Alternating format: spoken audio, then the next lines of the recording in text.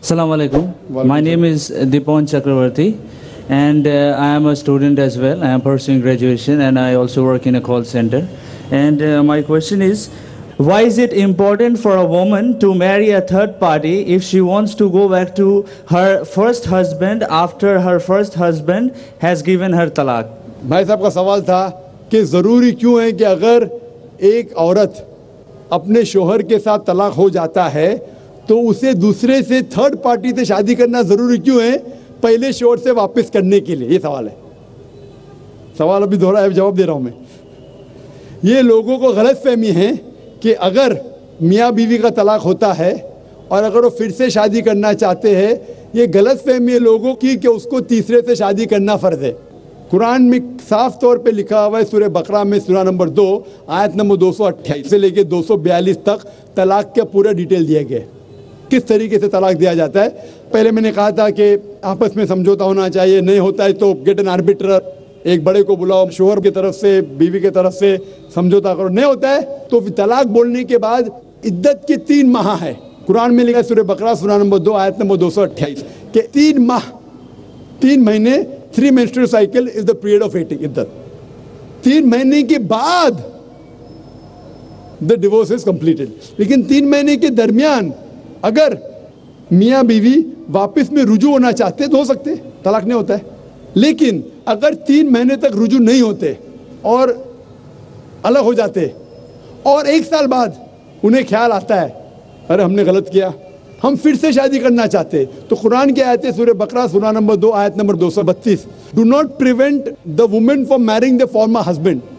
आप औरतों को अपने पुराने शोहर से शादी करने से मत रोकिए, तो वो औरत फिर से अपने पहले शोहर से शादी कर सकती है, लेकिन नया निकाह नया महर, न्यू मैरिज न्यू महर।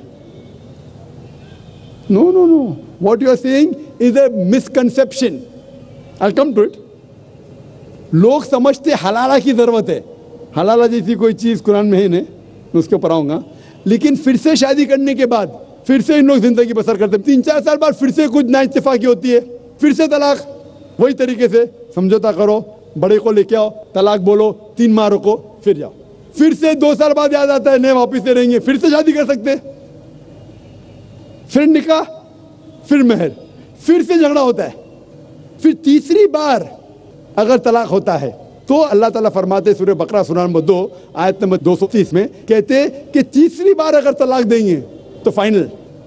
इसके बाद आप फिर से मियाँ बीवी ने, जब तक आप थर्ड को नहीं मैरी करें। इसमें क्यों? ये शादी ब्याह गुड्डा गुड्डी का खेल थोड़ी है। बचपन में गुड्डा गुड्डी का खेल में शादी करो फिर से तलाक दो, एक दिन में 10 बार शादी कर सकते, बराबर ना। ये जिंदगी गुड्डा गुड्डी का खेल थोड़ी है। 3 महीने लगता है तलाक के लिए, इतना टाइम लगता है। प्राइवेट मीटिंग, फिर बड़े लोग से मीटिंग, फिर 3 माह, फिर जुड़ो प्यार से, एक दूसरे पे कीचड़ मत उछालो, फिर शादी करो। मैंने मेरी जिंदगी में किसको भी नहीं देखा जो सही तरीके से तीसरी बार तलाक हुआ, मैं देखा नहीं अभी तक के। 1 बार हुआ देखा होगा, 2 बार, तीसरी बार तो देखा ही नहीं मैं। ये अगर आप गुड्डा गुड्डी का खेल करते तो फिर 1 बार आपने रिजेक्ट किया, 2 बार रिजेक्ट किया, 3rd बार फाइनल, फिर आप दूसरे से शादी करो। आप प्लान नहीं कर सकते, आप दूसरे से शादी करो और रो। और फिर पता लगा आपको मैं पहले शोहर से नाराज थी, सिर्फ दिन में 6 घंटा देते थे, ये नया शोहर तो 2 घंटा देता है, तो पहला वाला अच्छा। नो, दाल आटे का भाव मालूम पड़ेगा। मेरी माँ मुझसे कहती थी मार्केट जाएंगे तो दाल आटे का भाव, दाल और आटे का भाव, आप समझे ना। तो हो सकता है क्या, मालूम पड़ा मैं मेरे शोहर से झगड़ा करती थी, वो बीवी कहेंगी, मालूम पड़ा क्या नया शोहर तो पुराने वाले से बदतर है, आप समझ रहे ना। और फिर अगर नए वाले से डिवोर्स हुआ, सेम तरीका, आपस में समझौता, प्लानिंग नहीं। अगर प्लानिंग करेंगे कि एक रात तुम्हारे साथ सोऊंगा और फिर तलाक देना, ये हराम है, आप समझ रहे ना। ये कुछ लोग करते हैं, मैं जानता हूँ मुस्लिम माशरे में, वो हराम करते। प्लानिंग करना, तुम्हारा शोहर बनूंगा, एक रात बाद तलाक दूंगा, फिर तुम शोहर शादी करना, ये हराम है। कुछ लोग करते हैं, गलत करते, कुरान में ऐसा नहीं लिखते। तो अगर तीसरी बार तलाक के बाद या पहली तलाक के बाद भी, पहले बार तलाक दिए, दूसरे से शादी किए, फिर पता लगा सही नहीं, तो वापस जा सकते, आप समझे ना। तो ये जो है ज़रूरी है थर्ड पार्टी के पास जाना, अगर 3 बार सही तरीके से तलाक हो तो इस्लाम में इतनी छूट है माशाअल्लाह, और इतना सही मजहब है, it's the most practical way of life. Hope that answers the question.